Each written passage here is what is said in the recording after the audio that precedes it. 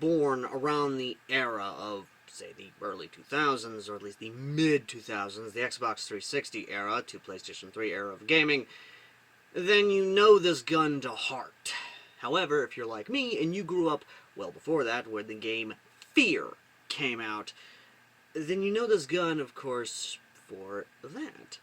But even then, this particular firearm has just ingrained itself into the cultural zeitgeist of everything, from sci-fi media to even early, like, before even YouTube was a thing, early firearms, like, programming, like Future Weapons, which was a good show. I'm actually a little bit sad that it never really continued, but you know what, it was one of those weird things that kind of happened. But this weapon system in particular is one that, like I said, is basically just ingrained in the cultural zeitgeist, to the point where you can't look at it without thinking of either your favorite video game, your favorite show, or really anything, without looking at it and immediately pointing it towards something that you saw it in. For me, it was, all things, well, Rainbow Six Vegas 2, and Rainbow Six, just in general, really, because I saw this gun in Rainbow Six Vegas 2, and I was like, it's pretty cool. And then I saw it in Battlefield, and I was like, it's pretty cool. And then finally, much like everyone else here who saw it, I saw it, of course, in Call of Duty, and immediately was like, that's an interesting gun, why the hell am I seeing it everywhere? And then, of course, I finally saw the Future Weapons episode on it, and, well, ladies and gentlemen, it is, of course, the ubiquitously seen bullpup in everything from Modern Warfare 2 to Black Ops 2. It is the ubiquitous bullpup in every single sci-fi media ever, until the Chris Vector would take that score. Or at least until the Chris Vector would take that crowning title. Ladies and gentlemen, I present to you the IWI Tavor 21, the TAR 21, by Elite Force. And sad to say, this is the only Tavor you can get nowadays, because, again, sad to say, the other Tavors no longer are being made. Or if you do find one from Ares, or the other companies that did make the Tavor back in its heyday, then you'd be lucky.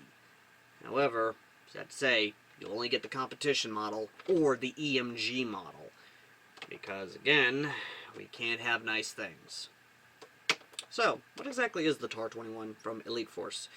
Well, the TAR 21, of course, is a interesting beast, and that is the only other gun besides the Galil, and now the Camel, that Israel, the small Jewish nation, was able to actually make and field successfully, and is still seeing combat around the world, and even some popping up in the Ukrainian conflict as I'm making this video.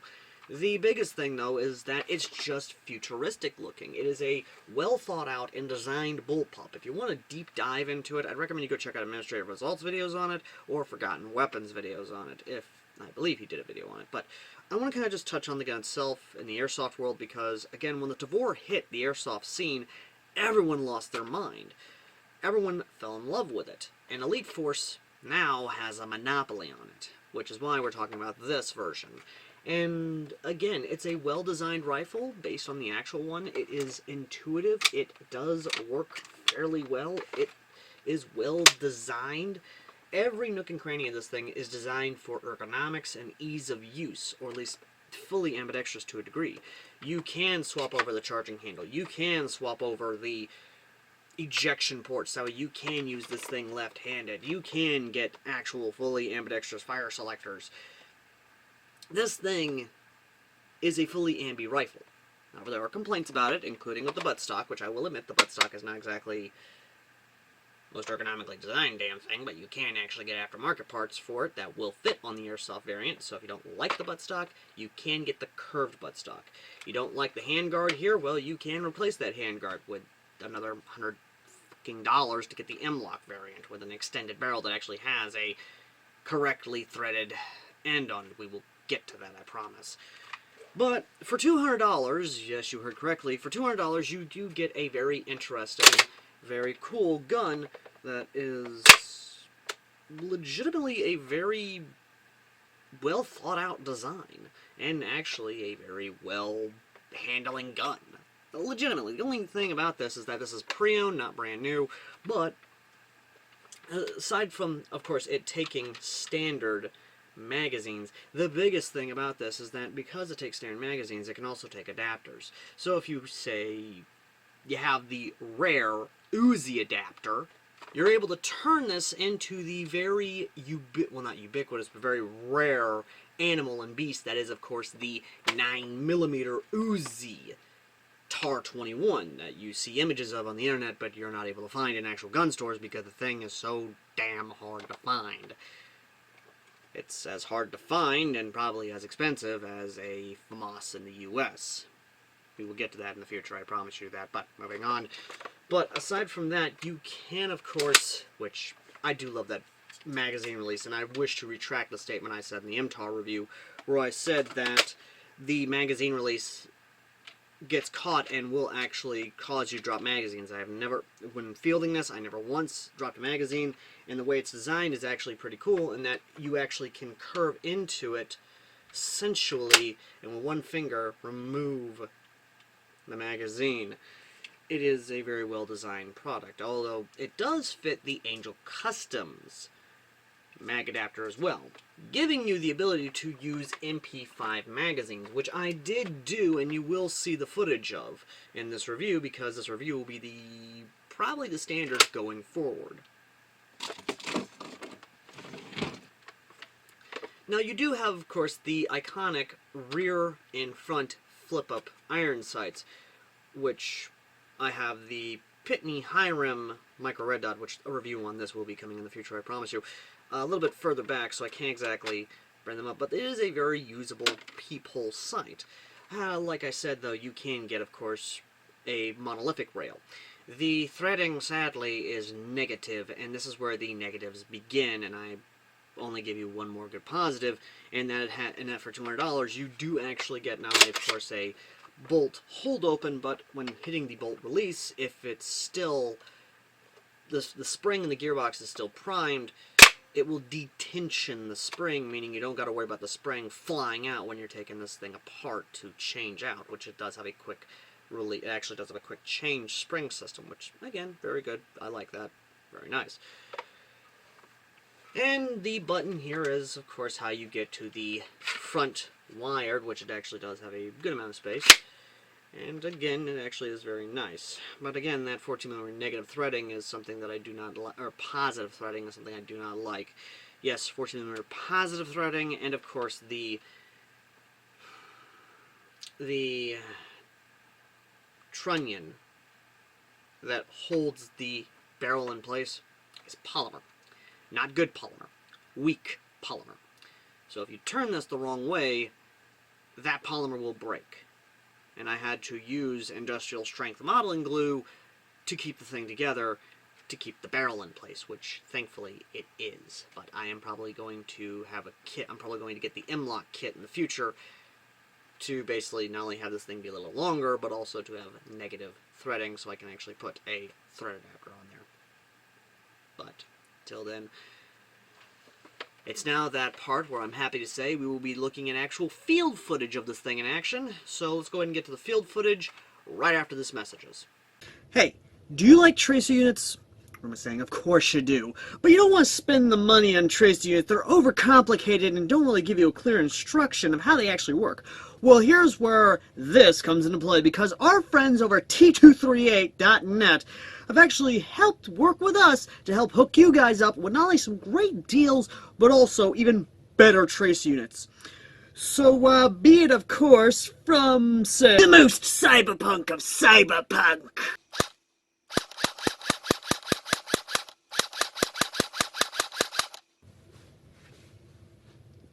Or even the most tactical of tactical rifles. T238.net has got what you're looking for. And aside from tracer units, they also make high-powered motors, be they high-speed, high-torque, or even anything in between. For V2s, V3s, they even have trigger units that are easy to install and just do a lot of awesome things. And the best part is, they have components that prevent them from overheating. And it's not just for airsoft. No, they also make it for gel ball and Nerf. meaning that if your country does not allow you to have the coolness that is airsoft, then at least you have something for Nerf and Gel Ball.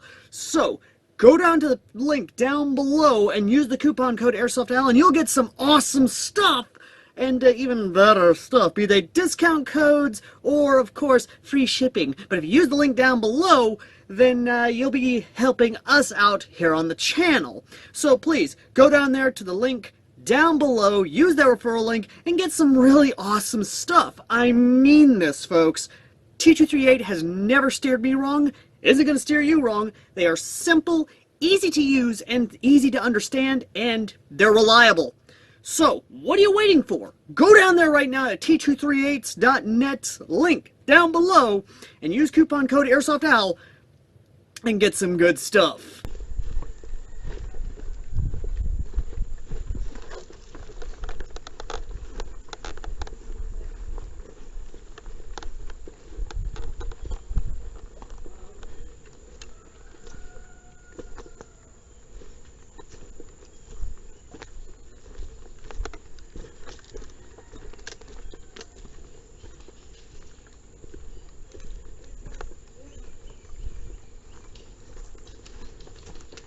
Up! Up! The man walking! Hey! Y'all dropping like flies! Yes, we is. We just have to go around the other way.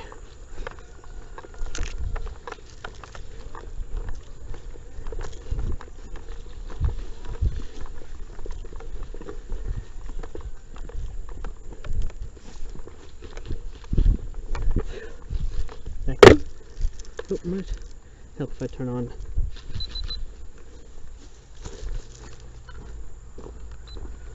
Camera.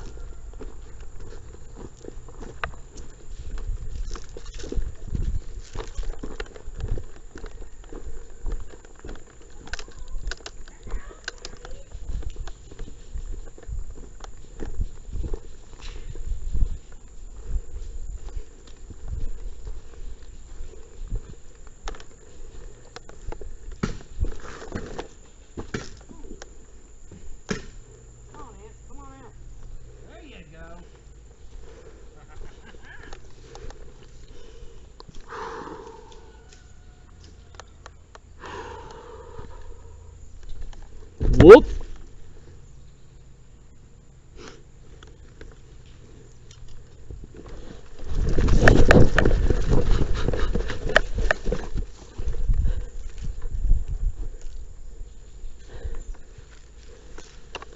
That was my flapping, not being hit.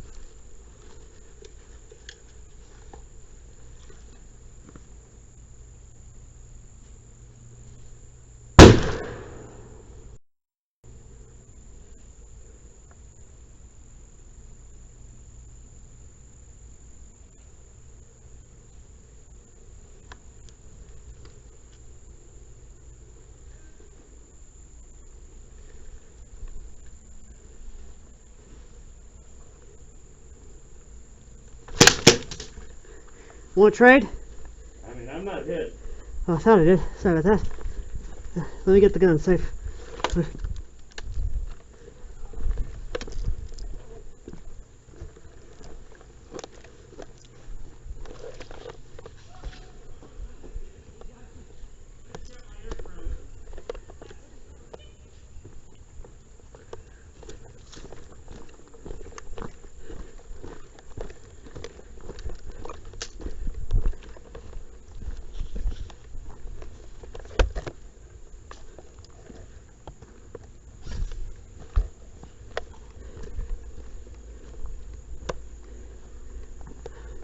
I'll try and move.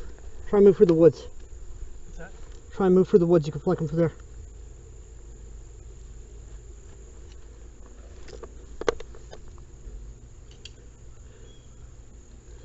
I don't see any of them.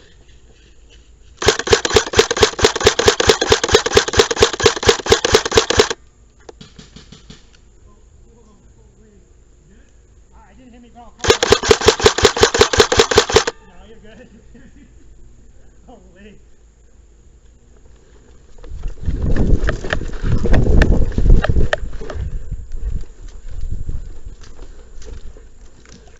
Ed!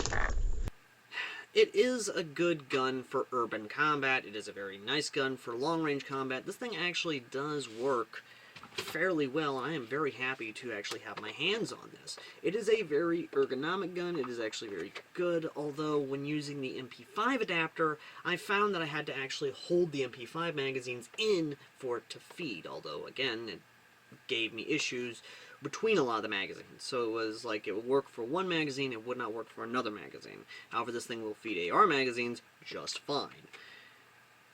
And it will feed mid-caps just fine. So, you know, there's that little bit.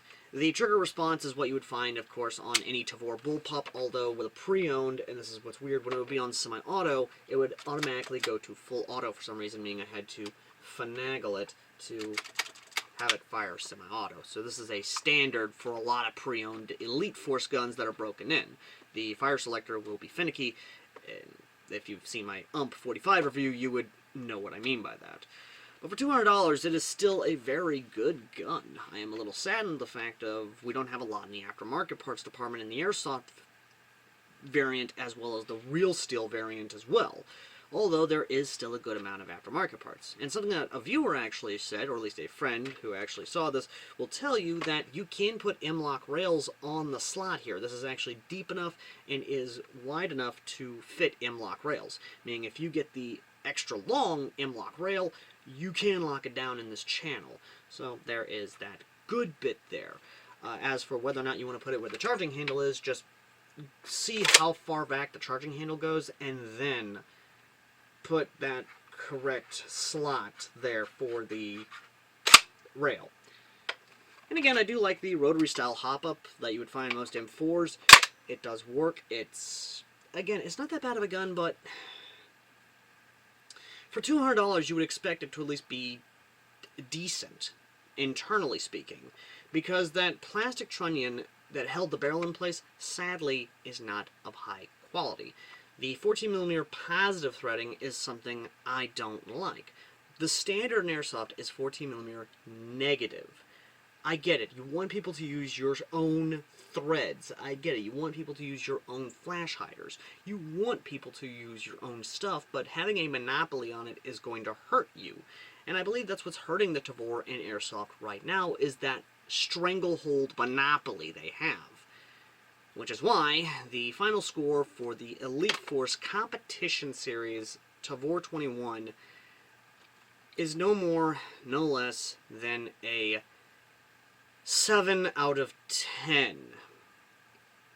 It is a decent gun. And that's the most I can say about it, is it's decent. It's not great, it's not amazing, it's just decent. And while I won't say, hey, go buy this right now, I will say that if you are interested in the TAR platform, and I wouldn't blame you, just go in with, of course, some caution, because again, this is definitely not worth that $200 price tag. I do like that you have, of course, the feature to detension the spring, a locking bolt. I like that it's 1-to-1 with at least the Tavors, and I do, of course, understand that. A big thing, though, and the reason that the score got knocked down from an 8 to a 7, because originally I was going to give this an 8 out of 10, not a 7 out of 10, is the QD mount. The QD mount is, sadly, just like with the real Tavor, made specifically for the Tavor QD sling mount that IWI would use. So if you're going to use the QD sling mount, I'd recommend replacing it with another QD sling mount. Or just completely ignore the QD sling mount and get, of course, the QD sling mounts that would actually, a sling mount that would actually go through here. Again, that's just my suggestion. Or wait until you actually have the kit itself to where you can actually have the sling mount wherever you want mounted with the M-Lock sling mounts or with the actual Picatinny sling mounts. But again, that's just my suggestion. I mean, I hate how much I was excited to get this and only to be disappointed slightly at the way it's designed and set up. But the Tavor 21 is something that I wish another company would make and put their own spin on. I'm not saying that Ares should get back to it, but I am saying that Elite Force needs to update or needs to give us a proper MTAR. Because the only MTAR we had was the economy version, and those, sadly, are starting to dry up. So, we won't be seeing a lot of those, if ever, again. Anyway, thank you all for watching. As always, I've been AirsoftAL. If you want to help out the channel, there are, of course, links down below in the pinned comment to where you can check out our partnered links, or if you want to help donate directly, a PayPal and Cash App down below. If you want to actually buy this, there will be an Amazon link down below to where you can get this with free shipping. And as always, ladies and gentlemen, I've been AirsoftAL, and next time we take a look at the Micro Red Dot that actually is pretty good for the price tag it's asking. But is it truly that good? Till next time, ladies and gentlemen.